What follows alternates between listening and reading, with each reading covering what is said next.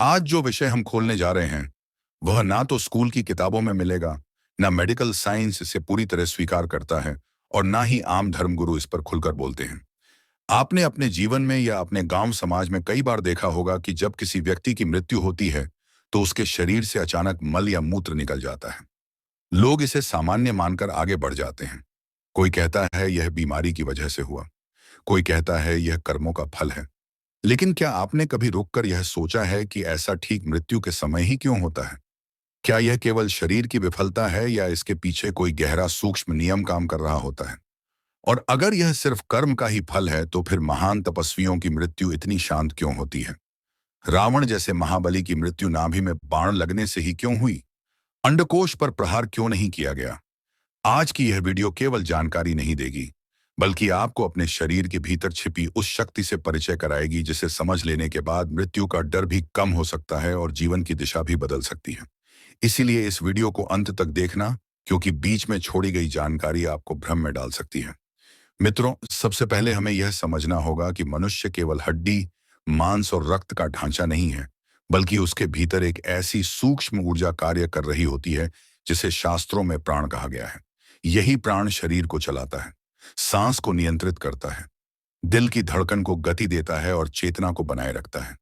जब तक यह प्राण शरीर में संतुलित रूप से कार्य करता है, तब तक व्यक्ति जीवित कहलाता है। लेकिन जैसे ही प्राण शरीर को छोड़ने लगता है, मृत्यु की प्रक्रिया आरंभ हो जाती है। अब यहाँ एक अत्यंत महत्वपूर्ण बात आती है कि प्राण शरीर के किस केंद्र से निकल रहा है। सामान्य व्यक्ति जो जीवन भर केवल भौतिक इच्छाओं, डर, वासना, क्रोध और संग्रह में जीता है, उसकी चेतना कभी ऊपर उठती ही नहीं। उसकी पूरी ऊर्जा मूलाधार चक्र में केंद्रित रहती है। मूलाधार चक्र रीढ़ की हड्डी का सबसे निचला बिंदु है, जो गुदा और जननेंद्रिय के आसपास स्थित होता है। यही वह स्थान है जहां से भय, सुरक्षा की भावना और अस्तित्व की चिंता जुड़ी होती है। जब ऐसा व्यक्ति मृत्यु के निकट पहुंचता है तो उसका नर्वस सिस्टम ढीला पड़ने लगता है। लेकिन असली कारण केवल नर्वस सिस्टम नहीं होता। असली कारण यह होता है कि जैसे ही प्राण मूलाधार से निकलता है, उस क्षेत्र का नियंत्रण समाप्त हो जाता है। गुदा और मूत्राशय पर जो ऊर्जा का दबाव बना रहता है, वह अचानक शून्य हो जाता है और परिणाम स्वरूप मल और मूत्र स्वतः निकल जाते हैं। यह कोई अपमानजनक स्थिति नहीं है, बल्कि यह उस व्यक्ति की जीवन भर की ऊर्जा स्थिति का परिणाम होता है। यही कारण है कि अधिकांश सामान्य लोगों की मृत्यु में यह घटना देखी जाती है, क्योंकि उनकी चेतना कभी मूलाधार से ऊपर उठी ही नहीं होती। वे जीवन भर शरीर बनकर ही जीते हैं। उन्हें कभी यह बोध नहीं होता कि वे शरीर नहीं, बल्कि शरीर के भीतर रहने वाली चेतना है। और जब चेतना नीचे केंद्रित रहती है तो मृत्यु भी नीचे से ही होती है। यही वह बिंदु है जहां से हमें मृत्यु को केवल डर के रूप में नहीं, बल्कि ऊर्जा के विज्ञान के रूप में समझना चाहिए। क्योंकि जब तक हम यह नहीं समझेंगे कि हमारी ऊर्जा जीवन भर कहाँ निवास कर रही है, तब तक हम यह भी नहीं समझ पाएंगे कि हमारी मृत्यु किस प्रकार होगी। अब हमें उस प्रश्न की ओर बढ़ना होगा जिसे समझे बिना न तो मृत्यु का रहस्य खुल सकता है और ना ही जीवन की दिशा स्पष्ट हो सकती है। और वो प्रश्न है कि आखिर यह प्राण या ऊर्जा शरीर में रहती कहाँ है? क्योंकि अधिकांश लोग यह मान लेते हैं कि प्राण केवल सांस है या दिल की धड़कन है, जबकि यह केवल उसका स्थूल रूप है। वास्तविक प्राण उससे कहीं अधिक सूक्ष्म और व्यापक है। प्राण वो चेतन शक्ति है जो शरीर के भीतर विभिन्न केंद्रों के माध्यम से कार्य करती है। शास्त्रों में इन्हें चक्र कहा गया है और आधुनिक विज्ञान इन्हें नर्व प्लेक्सस या एंडोक्राइन सिस्टम से जोड़कर देखता है। लेकिन दोनों का मूल संकेत एक ही है कि शरीर के भीतर कुछ ऐसे ऊर्जा केंद्र हैं जहां चेतना एकत्र होती है। अब सामान्य मनुष्य का जीवन देखो। उसका पूरा ध्यान पेट भरने, डर से बचने, भविष्य सुरक्षित करने और वासना की पूर्ति में ही बीत जाता है। इसलिए उसकी ऊर्जा स्वतः ही नीचे की ओर खींची रहती है। मूलाधार और स्वादिष्ठान, यही दो केंद्र उसके जीवन को संचालित करते हैं। मूलाधार अस्तित्व से जुड़ा है, मैं बचा रहूं, और स्वादिष्ठान भोग से जुड़ा है, मुझे सुख चाहिए। जब कोई व्यक्ति कभी साधना नहीं करता, कभी आत्मचिंतन नहीं करता, कभी अपनी चेतना को ऊपर उठाने का प्रयास नहीं करता, तब उसकी ऊर्जा ऊपर जाने का मार्ग ही नहीं खोज पाती। वह जीवन भर नीचे के ही केंद्रों में घूमती रहती है। अब जब मृत्यु आती है तो वही ऊर्जा जिस स्थान पर सबसे अधिक समय तक केंद्रित रही होती है, वहीं से बाहर निकलने का प्रयास करती है। इसलिए सामान्य व्यक्ति की मृत्यु नीचे के द्वार से होती है। लेकिन अब जरा अपने अनुभव को याद करो। जब भी तुम किसी ऊंची जगह पर खड़े होते हो, जैसे पहाड़, छत या पुल तो अचानक तुम्हें डर लगने लगता है, शरीर में पसीना आता है और सबसे अधिक कंपन गुदा क्षेत्र में महसूस होता है। इसे लोग डर कहते हैं, लेकिन वास्तव में यह डर नहीं बल्कि ऊर्जा का कंपन है, क्योंकि तुम्हारी चेतना अभी भी मूलाधार में स्थित है। ऊंचाई पर खड़े होते ही अस्तित्व का खतरा महसूस होता है और मूलाधार सक्रिय हो जाता है। यही कारण है कि डर का सीधा संबंध उसी क्षेत्र से जुड़ा हुआ है, और यही कारण है कि जब व्यक्ति मृत्यु के समय उस क्षेत्र से ऊर्जा खो देता है तो शरीर पर उसका नियंत्रण समाप्त हो जाता है। अब यहाँ एक और महत्वपूर्ण बात समझनी होगी कि प्राण स्थिर नहीं रहता। वह जीवन भर ऊपर नीचे होता रहता है, लेकिन उसका स्थायी निवास वही होता है जहां व्यक्ति की चेतना बार बार लौटती है। अगर कोई व्यक्ति ध्यान करता है, संयम रखता है, ब्रह्मचर्य या अनुशासन का पालन करता है, तो उसकी ऊर्जा धीरे धीरे ऊपर उठने लगती है, पहले नाभि तक, फिर हृदय तक और फिर कंठ तक। लेकिन अगर व्यक्ति केवल शरीर के सुख में डूबा रहता है तो ऊर्जा नीचे ही जमी रहती है। इसलिए मृत्यु का क्षण अचानक नहीं आता, वह पूरे जीवन की दिशा का परिणाम होता है। जो जैसा जीवन जीता है उसकी ऊर्जा उसी स्तर पर स्थिर हो जाती है और मृत्यु उसी स्तर से घटित होती है। इसीलिए यह कहना कि मृत्यु केवल अंतिम क्षण की घटना है पूरी तरह गलत है।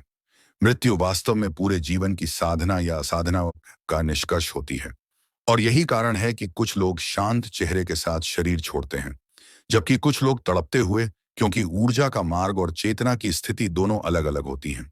इसीलिए शास्त्र बार बार कहते हैं कि जीवन को केवल जीना नहीं समझकर जीना चाहिए, क्योंकि जिस स्थान पर तुम्हारी चेतना आज है वही स्थान कल तुम्हारी मृत्यु का द्वार भी बन सकता है। अब हम उस बिंदु पर पहुंचते हैं जहां से यह पूरा विषय केवल सामान्य ज्ञान नहीं रह जाता बल्कि गढ़ आध्यात्मिक विज्ञान बन जाता है। क्योंकि यहाँ प्रश्न केवल मृत्यु का नहीं बल्कि उस शक्ति का है जो मृत्यु और जीवन दोनों को नियंत्रित करती है। और इसी संदर्भ में रावण का उदाहरण अत्यंत महत्वपूर्ण हो जाता है, क्योंकि रावण को केवल एक अहंकारी राक्षस के रूप में देखना बहुत बड़ी भूल है। रावण एक महान तपस्वी था, वेदों का ज्ञाता था, शिव का परम उपासक था और उसने वर्षों की कठोर साधना से अपनी कुंडलिनी शक्ति को जागृत किया था। अब यहाँ यह समझना आवश्यक है कि कुंडलिनी का दाम जागरण केवल ध्यान करने से नहीं होता, बल्कि यह व्यक्ति के पूरे जीवन आचरण, संयम, तप और चेतना की दिशा का परिणाम होता है। रावण की चेतना मूलाधार में नहीं थी, उसकी ऊर्जा नीचे अटकी हुई नहीं थी, बल्कि उसकी कुंडलिनी मणिपुर चक्र अर्थात नाभि क्षेत्र तक जागृत हो चुकी थी। नाभि को ही शास्त्रों में अग्नि स्थान कहा गया है। यही वह केंद्र है जहां आत्मबल, तेज, नियंत्रण और सत्ता की शक्ति विकसित होती है। आधुनिक विज्ञान इसे सोलर प्लेक्स कहता है, लेकिन दोनों का संकेत एक ही है कि यह शरीर का वह स्थान है जहां व्यक्ति का आत्मविश्वास और जीवन शक्ति केंद्रित होती है। अब प्रश्न उठता है कि अगर अंडकोश पर प्रहार से मृत्यु हो सकती है तो श्री राम ने ऐसा क्यों नहीं किया? इसका उत्तर बहुत सरल है, लेकिन समझने के लिए सूक्ष्म दृष्टि चाहिए। अंडकोश पर प्रहार केवल उसी व्यक्ति के लिए घातक होता है जिसकी ऊर्जा वहीं स्थित हो, जिसकी चेतना मूलाधार या स्वादिष्ठान में अटकी हो। लेकिन रावण की ऊर्जा वहां थी ही नहीं, उसका प्राण केंद्र नाभ भी बन चुका था। इसीलिए वहां किया गया प्रहार ही मृत्यु दे सकता था। यही कारण है कि युद्ध के दौरान रावण पर अनेक अस्त्र शस्त्रों का प्रयोग हुआ, लेकिन जब तक उसका प्राण केंद्र प्रभावित नहीं हुआ तब तक वह जीवित रहा। और जब विभीषण ने श्री राम को यह बताया कि रावण का प्राण उसकी नाभि में स्थित है, तब यह केवल शारीरिक सूचना नहीं थी बल्कि ऊर्जा स्थिति की जानकारी थी। और जैसे ही नाभि पर बाण लगा, रावण की कुंडलिनी ऊर्जा का संतुलन टूट गया और प्राण उसी क्षण शरीर छोड़ गया। अब यहाँ एक और गहरा सत्य समझना होगा कि प्राण कोई स्थिर बिंदु नहीं है जिसे चाकू या बाण से काट दिया जाए। प्राण एक प्रवाह है, लेकिन उसका नियंत्रण जिस केंद्र से होता है वही जीवन का मुख्य द्वार बन जाता है। इसलिए साधारण व्यक्ति का प्राण नीचे के द्वार से निकलता है, जबकि तपस्वी का प्राण ऊपर के द्वार से भी निकल सकता है। शास्त्रों में वर्णन आता है कि महान योगी ब्रह्मरंध्र से प्राण त्याग करते हैं और यही कारण है कि उनकी मृत्यु के समय शरीर में कोई विकृति नहीं आती, चेहरा शांत रहता है और शरीर में अकरण भी देर से आती है। अब इस पूरे संदर्भ में यह बात स्पष्ट हो जाती है कि मृत्यु कोई अचानक दुर्घटना नहीं है, बल्कि यह उस स्थान से घटित होती है जहां व्यक्ति की चेतना जीवन भर केंद्रित रही होती है। रावण का उदाहरण इसलिए महत्वपूर्ण है क्योंकि वह यह सिद्ध करता है कि यदि व्यक्ति साधना के माध्यम से अपनी ऊर्जा को ऊपर उठा ले तो मृत्यु के नियम भी बदल जाते हैं। और यही कारण है कि आम व्यक्ति और साधक की मृत्यु में जमीन आसमान का अंतर होता है। एक तड़पता है, भयभीत होता है, नियंत्रण खो देता है, जबकि दूसरा शांत रहता है, सजग रहता है और जैसे किसी गहरी नींद में जा रहा हो वैसे शरीर छोड़ देता है। इसलिए यह समझ लेना आवश्यक है कि श्री राम का बाण केवल शारीरिक युद्ध का हिस्सा नहीं था, बल्कि यह ऊर्जा विज्ञान की पूर्ण समझ पर आधारित था। और यही कारण है कि राम कथा केवल धर्म ग्रंथ नहीं, बल्कि चेतना के विज्ञान का प्रतीक बन जाती है, जहां हर घटना यह संकेत देती है कि शक्ति, मृत्यु और मुक्ति तीनों का संबंध शरीर से नहीं बल्कि उस ऊर्जा केंद्र से है जहां मनुष्य ने अपनी चेतना को स्थापित किया है।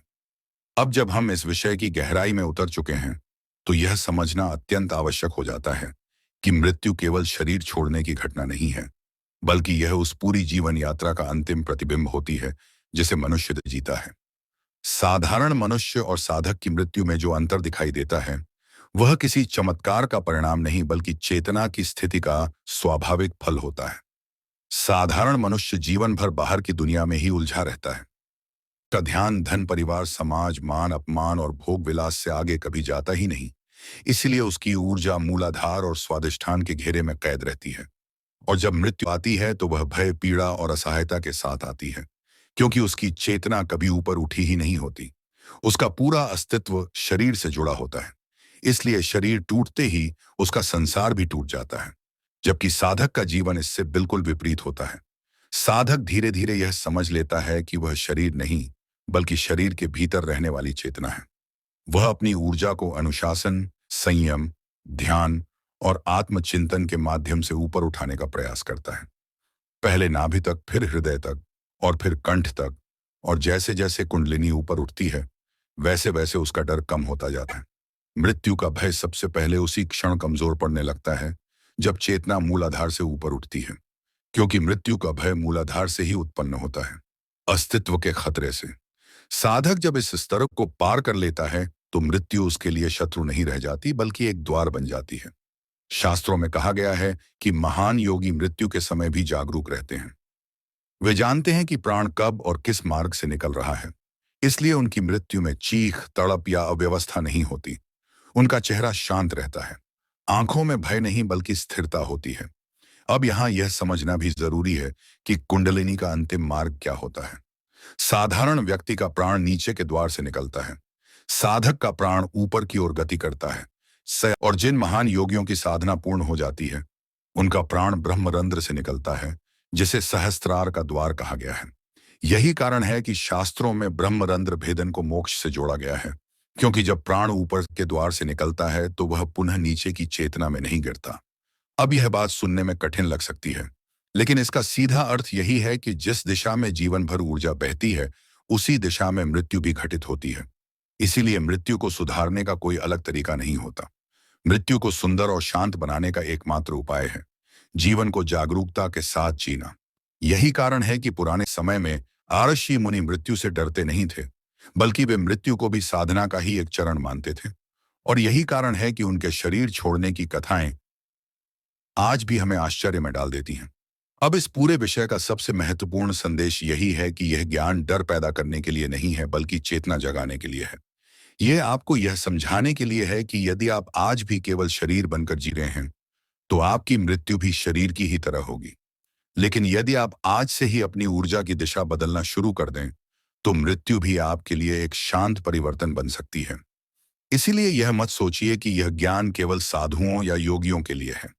यह हर उस व्यक्ति के लिए है जो अपने जीवन को केवल खाना, पीना, कमाना तक सीमित नहीं रखना चाहता। क्योंकि अंत में जब सब कुछ छूट जाएगा, तब केवल वही साथ जाएगा जहां आपकी चेतना स्थित होगी। और यही इस पूरे रहस्य का सार है कि मृत्यु का द्वार बाहर नहीं, आपके भीतर है। और वह द्वार वही खुलता है जहां आपने जीवन भर अपनी ऊर्जा को टिकाए रखा है। इसलिए यदि इस वीडियो ने आपको एक क्षण के लिए भी अपने भीतर झांकने पर मजबूर किया है, तो समझ लेना कि यह वीडियो केवल देखा नहीं गया बल्कि महसूस किया गया है। अगर आपने यह वीडियो यहाँ तक देखी है, तो आपने केवल मृत्यु के बारे में नहीं सीखा, बल्कि आपने यह भी समझा कि मृत्यु जैसा अंत वैसा ही जीवन का परिणाम होती है। आपने जाना कि प्राण क्या है, ऊर्जा कहाँ निवास करती है, क्यों साधारण व्यक्ति की मृत्यु अव्यवस्थित होती है और क्यों साधक की मृत्यु शांत होती है। आपने यह भी समझा कि डर, कंपन और नियंत्रण का संबंध मूलाधार से है और यह भी कि रावण की मृत्यु कोई कथा नहीं बल्कि चेतना के विज्ञान का उदाहरण थी। अब प्रश्न यह नहीं है कि मृत्यु कैसी होगी, असली प्रश्न यह है कि आप आज अपनी ऊर्जा किस स्तर पर जी रहे हैं, क्योंकि वही स्तर कल आपका अंतिम द्वार बनेगा। अगर यह बात आपके मन में एक सवाल छोड़ गई है, अगर आपके भीतर यह जिज्ञासा जगी है कि अपनी ऊर्जा को ऊपर कैसे उठाया जाए, कुंडलिनी का संतुलन कैसे बदला जाए और जीवन को जागरूकता के साथ कैसे जिया जाए, तो समझ लीजिए यह वीडियो सफल हो गई। और अगर आप चाहते हैं कि अगली वीडियो में हम इन रहस्यों को और गहराई से सरल भाषा में और व्यावहारिक तरीकों के साथ समझें, तो इस चैनल पर दोबारा जरूर लौटिए, क्योंकि अगली वीडियो में हम उसी विषय को खोलेंगे जहां से डर समाप्त होता है और चेतना की यात्रा शुरू होती है।